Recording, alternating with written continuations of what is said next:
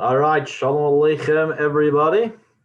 Today, I want to discuss about the Siddur, davening, and just muting you all. 1 second, make sure I don't hear your voices. Unmute yourself, obviously, if you have a question. And one of the things we say every single day, and Chabad says it even on days where we don't recite Tachanun, it's Psalm number 20. Psalm number 20, if you have a Tehillas Hashem Siddur, the Chabad Siddur, it's on page 67. Psalm 20 is the psalm from King David. Tehillim from King David that you say when you're in distress. Once again, I'd like to just mention really quickly, we're learning l'schus from the neshamis of those who passed away in the rubble and their families in Surfside, California, as well as Le'ilei Nishmas, Rachel Leah Bas Yaakov. Shama should have an aliyah, recently passed away. In moments of distress, our sages say you should read Psalm number 20, Chaf. Why Psalm 20? It speaks about David HaMelech calling out in distress, as most of Tehillim, which is written by King David, most of which is written by King David. As if you remember from Korach, some of them is written by Korach's sons, the children of Korach, not his sons, but the children of Korach, the progeny of Korach, as well as Moshe. But most of it is written by King David. And King David wrote Psalm 20. Like most of the time, he's running away to save his life. And I want to just open it up, and we'll look inside, and we'll translate it, and I will share with you some insights. All right, here we go. Chabad.org. I typed it in over here. One of the best websites to ever exist. Uh-oh. Okay, everyone, I can see everybody over here. 1 second. Apologize. Dun, dun, dun, dun. All right, whatever. It's all good.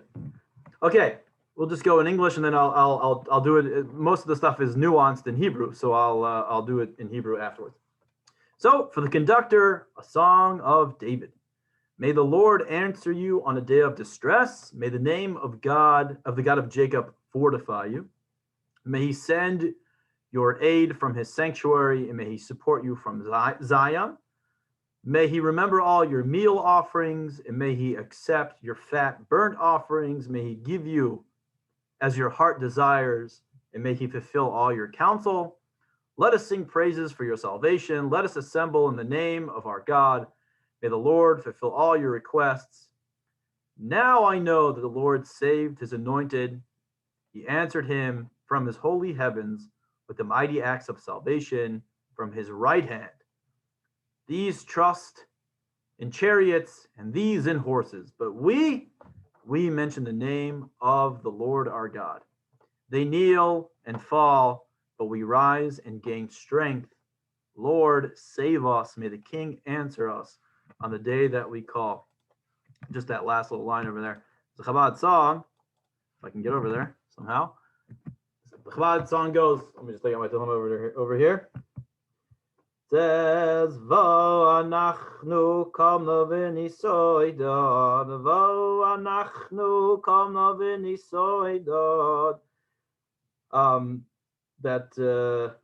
What does it say over here? We arose and we were invigorated. They were brought to their knees and fell, but we arose and were invigorated. God delivered us. May God deliver us on the day that we call. So pretty straightforward, but I want to look inside the Hebrew over here. If I can just move it over somehow. Apologize. Let's get it over here like this. Maybe I have to do a little smaller. Okay. Now, just looking at the number of letters, the number of words in here, there are 70 words. 70 is significant. It says in the Gemara that a woman during childbirth will call out 70 times. Yeah, I guess screaming 70 times. It's a very painful experience, I'm sure. Not trying to diminish that. So she calls out 70 times. I'm just opening up my little my notes over here that I thought of before the class. Yeah, so it says in the Pri Etz Chaim that there are 70 words. Why 70 words? Because it says when a woman is actually in the midst of birth, she should say this psalm as well as anytime we're in a place of difficulty, a situation of difficulty, we should say this psalm. And it says,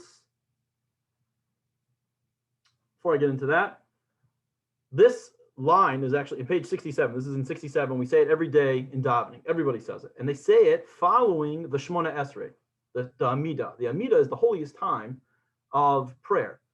So the first beginning of prayer, the first, when you open it up, you're davening in the morning.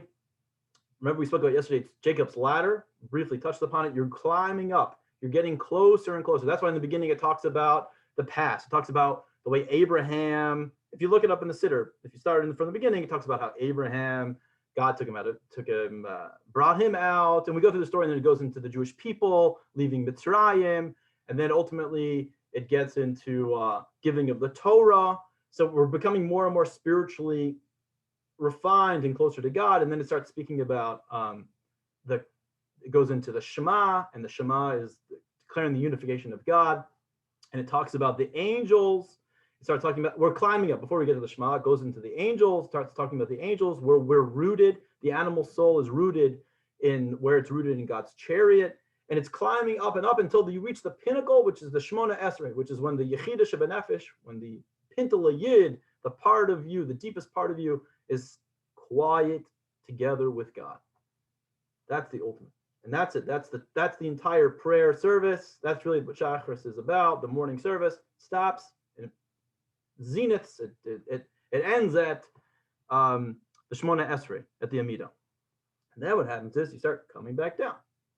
So it gets into the Ashrei. It starts just praising, a bunch of praising of God. And it moves back down to the world. It talks about the world that we live in, until eventually we get to the Aleinu, which declares that, okay, ultimately the whole point of this moving up and down, climbing up the ladder, coming down the ladder, trying to build ourselves up spiritually to come back down to this world, is ultimately to reveal godliness.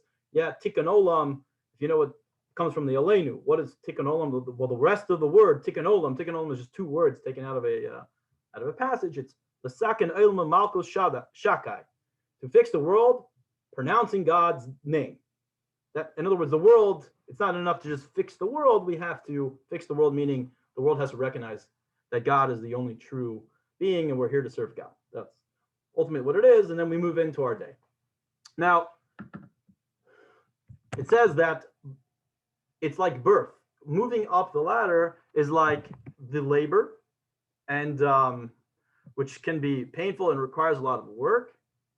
And then coming back down into this world, it's like a rebirth, so to speak. In other words, what is happening during birth? There is a period of gestation, and then there's a period of when the labor, which is painful, and then there's renewal. The baby now comes out, and there is a new soul in this world. Davening is compared to prayer, is compared to labor. That there is a period of trying to climb up, and the Gemara says, the Zohar says that Salas Tefillah, Salas Milchama, says that the time of davening is a time of war. There's it's very difficult to daven and try to connect yourself to God. Ultimately, you get to where you need to go, and then you come back into this world as a new person. That's the idea of davening. Davening is a time of meditation. It's a time of asking yourself, what am I doing here? What's my mission in this world? And with that, you're revigorated, and you're renewed, and you're ready to conquer the world. That's part of what davening is. And that transition from being the Yechida, the Amidah, into going back into the world, climbing back down, is with this psalm. We say this psalm. This psalm is that transition period. It's the birth period, the renewal, and ready to conquer the world. 70, also the number 70 refers to the 70 years of the Babylonian exile. That it was a time of hardship, but yet once again, what's the point of exile? The point of exile is to come out of exile, and it's like renewed. You're a renewed soul. Renewed, the Jewish people are renewed and ready to go back into the world and conquer their mission with a new sense of vigor. However, we don't want it that way. We don't want any more ups and downs. We don't need any more of that. If you really want to know what the underlying message is throughout the entire Judaism, one of the underlying messages is God is in control, and God can turn off this exile and everything. We've already accomplished. We've already accomplished what we need to accomplish, and yeah, now God can nitpick, but we don't want it to be like that. We want it to end, and we want it to be Mashiach. Mashiach should come, and everything should be revealed the way it's supposed to be. So we don't. Yeah, we're not always into the ups and downs as the Jewish people. We might seem like that, and we understand that there needs to be ups and downs, but God's in control, and we don't really want it that way. Just I want to make sure you throw that in there. So I want to move on. So it says over here, Yancha Hashem b'yom tzara. May the Lord answer you on the day of distress. Now what? Again, this idea of answering you in times of difficulty. May God send you help from Kodesh and from Zion. May God send you help from Kodesh and Zion. So over here it says sanctuary. May God send you help from his sanctuary and from Zion.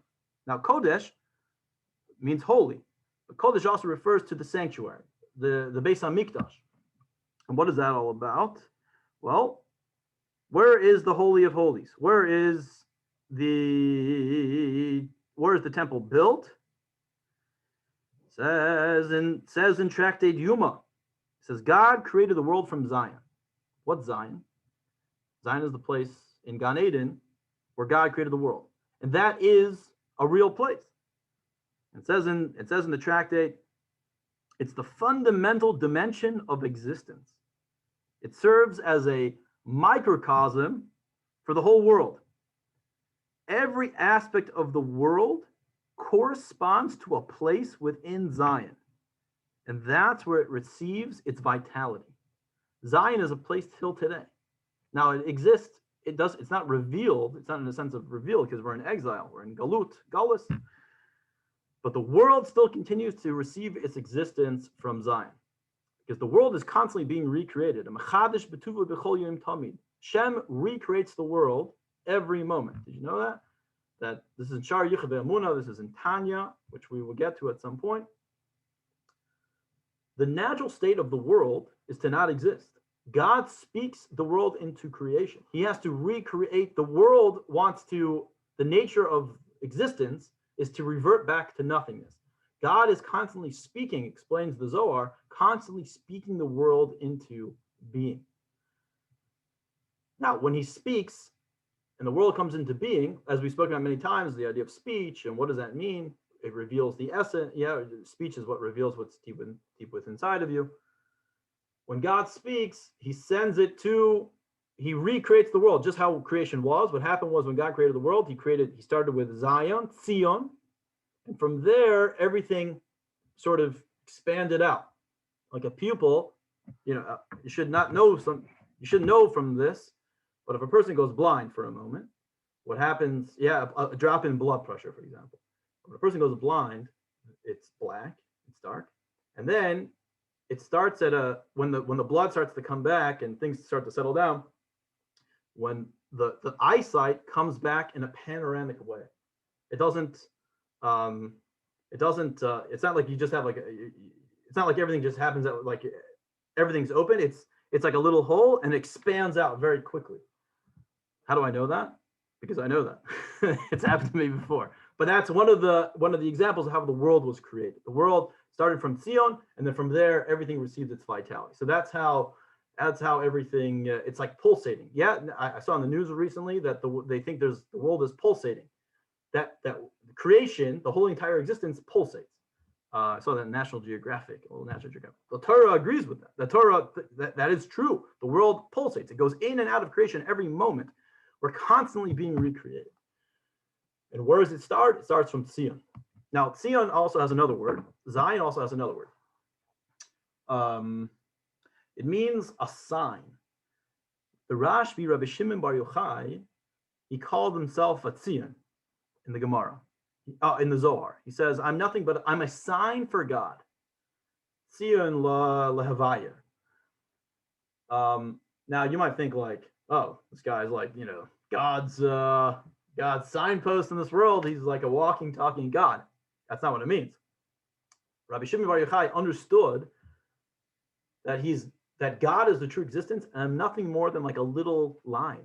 I'm just like this little sign here in existence. That really everything we know comes from God, emanates from God. God is the only true existence. That's what it means. Echad, Shema Yisrael. Listen, you Yid, Hashem Elokeinu. Havaya, God is our God. Havaya Echad. God is one. What does it mean, one? One meaning the entire world is nothing more than an expression of God. You are nothing more than the expression of God as you are. This hat is the expression of God as he is a hat. That, and really inside of it, there's a vitality, there's a godly life force. It's there to teach you a lesson. As the Baal Shem Tov says, everything in this world, you can learn out a lesson in understanding and how to serve God. Everything in this world is there for you to understand how to get closer to God. Another person, the ultimate one to connect with, to understand God, is another human being.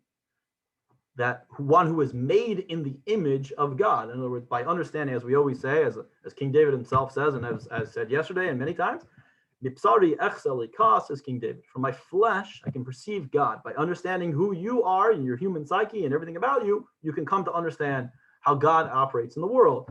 The 10 sfirot, according to Kabbalah, like we explained a couple nights ago, you have that within you as well. So when you meditate upon that idea, you'll begin to think, if I'm nothing more than an expression of God, do I really exist? You begin to appreciate what the Rashbi, Rabbi Shimon Bar Yochai, was saying. I'm nothing more than like this little, what am I? If I'm nothing more than an expression of God, then what is me? What God really created in you is the feeling of self. It's called yeshus. Yesh means, like to have something. That's that feeling that you're a separate existence. That's really that is what separates a human being from any other creation. And that's why a human being is the only thing that's able to go against God's will. That yeshus, that feeling of my own self. Nothing else feels that. Animals don't feel that. Rocks and trees don't feel that. Nothing else in creation except for the human being. And that's why a human being was created last. Why was he created last? Says Rashi, 2 reasons. One is to know that the entire world was prepared for you to come. That everything is like a table set for you to sit down and eat and partake from. However, on the other side, you should know that you're created last. That even a gnat, an insignificant insect, was created before you to let you know that you have the ability to elevate the world and act like a human and bring everything to where it should be. But you also have the ability to be lower than a gnat. You can come after a gnat. That a gnat will never do anything outside of what it's supposed to do. But you can. You have the ability to sin. What is sin? Do the opposite of what God wants. That's free choice. And you can either go up or go down. And I just want to mention, by the way, it says in the Mishnah in Avos, it says whenever it says that 3 people, whoever sits at a table and no words of Torah were spoken, it's as if he's eating amongst the dead. In other words, if you sit at a table and you don't you're eating a meal and you don't say any words of Torah, what's the point of your existence? What does that mean? Well, as we spoke about many times before, there are 4 elements to the world. I go right to the Chassidus, by the way. I'm not. The simple meaning is you should say words of Torah, like elevate. You should talk properly. Don't talk about gossip and yada yada. But on a deeper level, what does it say? There are 4 elements to the world. There's doimim, sameach, chai, and medaber. Doimim refers to the inanimate objects. There are inanimate objects in the world, things which you do not show, completely cover over its godly life force. Rocks, wood, dead wood, etc. Or minerals. That's called doimim. Sameach literally means to grow, growth, vegetation. Chai, avilda chaya. What's a chaya? An animal, animalistic. And medaber, the one who speaks, the communicator, human beings. At a table, you have all 4 elements present. You have minerals, like you're supposed to have salt on the table because your table is considered like a mizbeach. It's considered an altar where you're sacrificing, so to speak. And just like they had in the Beis Hamikdash and the Holy Temple, there was always salt on the altar, on the Mizbeach. You have salt on your table. Plus you have forks and you have chai. Usually you'll have some sort of vegetable present. So you have doimim, tomeach, you have some sort of vegetable. Chai, if you're eating of meat, a real meal takes place with some sort of meat, perhaps fish or eggs. And medaber, there's a human. So you have right now, you have all four elements of the world. In other words, you have the world, so to speak, in a microcosm, the four elements here in a microcosm, and you have to elevate it. Now, if you're going to waste the opportunity by not saying words of Torah. The words of Torah, what elevates everything else. Let me just give one time I was Chabad has a thing on the last day of Pesach. The Baal Shem Tov instituted. It's not just Chabad, but the Baal Shem Tov instituted amongst all Chassidim. Sudas Mashiach. Sudas Mashiach means the meal for Mashiach, because the last day of Pesach, the 8th day of Pesach, in the land of outside of Israel, and the 7th day of Pesach inside the land of Israel. Right, in Israel they only celebrate one day. They only have one Seder, and then the Yom Tiv at the last. They only have one Yom Tiv at the last day as well. Right, every time we always have 2 days Yom Tiv, they always have 1 day of Yom Tiv. So on the last day of Pesach, it's called Sudas Mashiach. And because if you look in the Haftarah, it's connected to Mashiach. It's all about Mashiach and Mashiach's arrival. It's about Elijah the prophet. We spoke about Eliyahu and Navi, the Vaser Agiula, the one who's going to announce Mashiach's coming. Anyway, that's what we read about on the last day of Pesach. So it's a special connection to Mashiach. So anyway, whatever you say 4 cups. You eat some matzah and you drink 4 cups of wine. It's not an obligation. It's a minhag. It's a custom. I just remember. One time, one of the rabbis once asked me, I usually speak. So whatever, just asked for my 4th cup of wine, and I don't tend to remember what I planned on saying. So what story came to mind? I told this one story, and this story followed a doctor who was very intellectual, and he gave this very deep intellectual idea over about Mashiach and about like learning it out from the Gemara and the Talmud and all these things. Anyway. So I didn't remember what I was going to say. So I just remember I told this story. Let me tell you the story. One day there was a Hasidic farmer who all he had was 1 cow, and it was late at night, and his friend came over, and he said, "Let's make a farbrengen." A farbrengen is when Hasidim get together and they share words of encouragement and words of fraternity or sorority, if they're women, and say things to get themselves closer to God, and they spill their heart out. It's very beautiful. A lot of nigunim, a lot of Hasidic melodies are said, and deep words of Torah, and it's what being a chassid is all about, to be honest. Anyway, so his friend comes over, and they make a farbrengen, and as they're getting ready to sit down the farbrengen, they realize they have no food. You have to have a little bit of what's called farbaisen, something to eat. So they start. So the chassid says, "Oh, I'll go shech the cow. I'll go kill the cow, and we'll have what to eat. I'll prepare it." He was a butcher. "I'll prepare it, and then we'll have it." So anyway, he does. The next morning, his wife comes into the house and says, "Where's the cow?" And he said, "Oh, we shechted it last night." And she said, "How could you kill the cow? It was our livelihood." Yeah, they milked the cow, whatever. And he said, "Well, whatever." Before the cow was saying, "What do you mean I shechted the cow and I killed the cow?" Before the cow was saying moo, moo. But now it says Shema Yisrael. What's the point? That's the end of the story. What's the point of the story? What happened?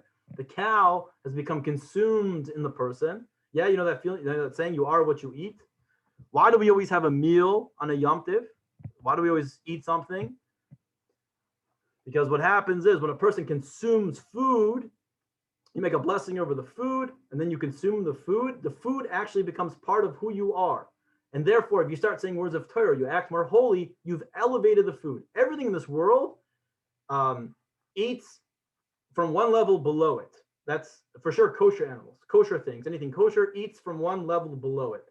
Yeah, so trees, kosher trees, whatever, all trees are basically kosher. They eat minerals, they have water and minerals. And then kosher animals only eat vegetative things. They elevate vegetative things to their level. and then humans eat animals, kosher animals, and elevate that to their level. And then what we need to do is connect ourselves to God, be consumed by God, so to speak, which is by learning and doing mitzvahs. And we become elevated. So what happened? What did he say? He's saying, I ate this cow, and the cow became, now before it was just like was saying moo moo, but now it says Shema Yisrael because it's become part of me and it's become elevated, and I've elevated everything. So that's why when there's a situation where we're eating a meal, you have to say words of Torah, because the whole point is to elevate the world. What are we trying to do? We're trying to elevate the world. You have an opportunity here to fulfill its mission. The mission is to elevate everything, elevate it up to godliness, and you're going to waste an opportunity. It's better off that you were dead. What's the point of you? It says when Mashiach comes, you're going to walk down the street and the ground, and you don't say words of Torah, any words of Torah, the ground is going to say, what are you doing? You're no better than me. Who needs you here? You're forgetting your mission. And if you're not going to do your mission, when our mission ends, then Hashem leaves the body. It's game over. So do what you got to do. So anyway, that's I don't even know how we got into that, but that's a mission on Avos and an opportunity. So Zion, the whole point of the world, we know that Zion refers to the place where God created the world, and that's where all the blessings come from. Every one of us has a connection to Zion, and we hope that it's built, speedily rebuilt and begoli in our days. Okay. I want to just go over here, just a couple more. We're not going to get through everything, obviously. But Yiskor kol min chaysecha v'lasli yidash nesela. May he remember all of your offerings. Now, the word Yiskor, Yiskor, to remember on special holidays, second day of the holiday, we say Yiskor for those that passed away. Yiskor literally means to remembrance, and there's a special prayer. But the word Yiskor, so here it says Yiskor kol min chaysecha. May God remember all of that which you offered. In other words, all your good deeds, everything that you did, your mitzvahs, may he remember that, and that should protect you, should be a merit for you. Now, Yiskor also comes from the word Zachar.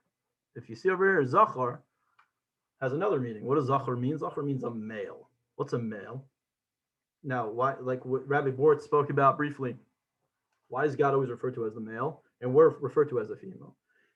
Because Kabbalistically speaking, a male is supposed to be a giver, and a female is a receiver. The male, the person, it says in the Gemara that the man brings the wheat home and the woman turns it into bread. In other words, she ultimately brings it to what it's supposed to be. But the man is a giver and the woman is a receiver, but not just a receiver to be all consuming, but to use it out. She consumes it to make it how it's supposed to be. Same thing with us in this world. God gives, he's a giver, he gives chesed, that's all he does is he gives, and we take. Now, you can be perverted. You can just take for your own self, and you think, hey, this is all for me, and I deserve everything. No. Everything's given to you to be used out for its mission, what it's supposed to be done. But here, Yiskor kol min chaysecha, mean all of your offerings, meaning all that you did, all those mitzvahs that you've done, may they be zachor, may they be male. In other words, may they continue to give. The gift that keeps on giving, so to speak. It should produce fruit. It should produce what it's supposed to do. We call it a pu'ula nimsheches. And whatever you do in this world, the pu'ula, which means the job, the work, nimsheches, nimshach, hamshacha, it should continue to be drawn out. It should continue to grow. All things, you should only do things which will then lead to, which will produce fruits, so to speak. It says, Adam eitza sadehu. It says, man is like a tree in the field. What's so interesting about a tree? Number one, the roots run deep, and the roots refer to mitzvahs, and the branches refer to Torah. Now, if you have very weak branches, says the Mishnah, let's say you have a lot of branches, but you don't have very many roots. Okay, a wind can come and just knock you over. You can't just be this intellectual, and I know a lot of Torah. Great, who cares? It says that you're not firmly in the ground. Somebody can come, if you approach life intellectually, that everything has to make sense to you, then that means you're swayed by logic. Somebody else can come with a better argument than you, and you'll just be toppled over. However, if you're a person of action, person of mitzvahs, and even if your branches you don't have so many branches, you're going to be strong. A person who does action understands things. People with life experience are usually more wise than one who studies a book. Let's be honest, and that's the Torah is molded to that. The Torah acknowledges that. So you have to have strong branches. Now, if you have strong branches, strong roots. You have to have strong roots. You have strong roots and minimal branches. It doesn't matter. Tons of wind can come and you won't be knocked over. But what's the most beautiful is if you have strong roots and you have a lot of branches. You learn and you take that learning and you apply it into action right away. It says that action is the main thing to do in this world. It's not enough to just to sit and study, but to act upon it. It says Adam Eitz Sadeh, that a man is like this, but what's the best kind of tree? The tree that produces fruits. What's so great about fruit trees, besides the fact that they look beautiful, is that they have seeds. They produce lots of seeds. They benefit other people, and they continue to grow. You can take those seeds and plant them in the ground, and it'll make more trees. And it'll make trees that are like it's where it came from. So if you have a tree with strong roots and lots of strong branches, the next trees will also have strong roots and strong branches. That's what it's saying over here. Not only should God remember all the things that you've done for him, all the selfless acts, but may those things continue to grow and continue to be a merit for not only for yourself, but for others. Somebody have a question? Looks like somebody has a question over here. Anybody have any questions so far? I see there's a question here. I don't know how to get out of here. You can unmute yourself if you need to. Okay, if you have a question, just unmute yourself. I don't know how to get out of here without doing that. Let's just do a little bit more. And it says over here, may God exalt your deliverance. See over here. May he give you your heart's desires and may fulfill your counsel. May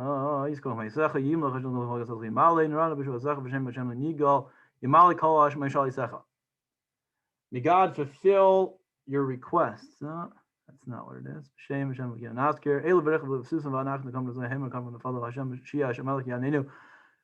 Yeah. So it says over here, I have two different translations, and I don't want to do the wrong one.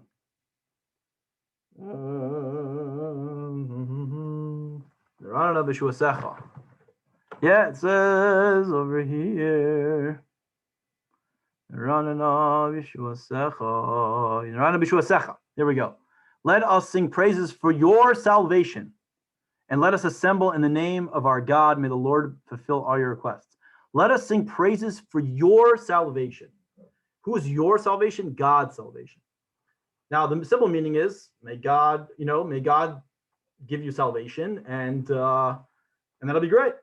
Like, God's give us salvation, and that's what we want. But to be medayik, to be a little bit precise, it says your salvation. Why your salvation? In other words, it's not enough. We don't want God to just save us, but we want everyone to recognize that it came from God, ourselves included. And I want to end with this very interesting idea in the Chumash. Very many times we'll see God says, Moshe, when God wants to destroy the Jewish people, Moshe says, but what are the other nations going to say if you destroy them? You took these Jewish people out of Egypt, but what are the Egyptians going to say? They're going to say that, wow, what kind of God is this? He took them out just to kill them. On the surface, who cares, right? What do I care what the other nations say? But that's not what God wants. God wants, in other words, God cares what people think about him, so to speak. We don't serve God for ourselves. We serve God for him. We do everything for God. It's about everyone. It's about God's sake. And if the other nations of the world, if it was just about us, okay, we wouldn't care what anybody else to say. But God wants a dir b'tachtim. He wants the whole world to recognize who he is and appreciate him and come to appreciate him. There is no how do I say this? You're going to defeat the whole purpose. Everything is everything, you want everything, okay, at a very basic level, you want everything to serve you, you want everyone to appreciate you, but do it for your sake. Yeah, very often we say, Lamancha Hashem Elokeinu Aseh. Do it for, if I don't have any deeds and you're going to destroy me, Lamancha Aseh Hashem Elokeinu. Do it for your sake. Do it, if the, help me, help you, so to speak. Everything I'm here, it's not here for I'm not here to serve myself and for me to connect to God, but God, this is what you ultimately want. So if this is what you ultimately want, you want the whole world to come to recognize you, then you do want to care what everybody else says. You want yourself to be revealed. You want everyone to appreciate that you're a God of kindness and a God of mercy. So therefore, let the salvation, don't just give me a salvation in a way of like a back channel that nobody else can recognize, but show that you are the one behind everything. Does anybody have any questions? Okay. How do we get out of here? No? Oh, I actually have a question. Yeah. So if we're supposed to say the prayer during labor, at what point in labor? Because labor is a really long process. Yeah, say it whenever you can. Yeah, say it in moments of yeah, labor is a very long time. I think you should say it in the beginning, and say it in the middle, and you say it many times. Say it often. First of all, you should say the whole book of Tehillim. Not you. You should say the whole book of Tehillim. But if you know whoever's with you can say it. But certainly at moments where you fear it's most difficult, I guess when the contractions are very close. I don't know how you're going to pull it out, and say it, but maybe commit it to memory. But that's a good time to say it. Yeah, at any point in time. And by the way, we only say this prayer in davening when days of no tachanun. Tachanun is when we ask God for extra mercy. So Mondays and Thursdays are considered days of extra. There's extra mercy. That we're listening we want more mercy. People usually fast on Mondays and Thursdays, and there's a longer tachanun. That's why we read the Torah on these days, because we're trying to elicit God's mercy much more often.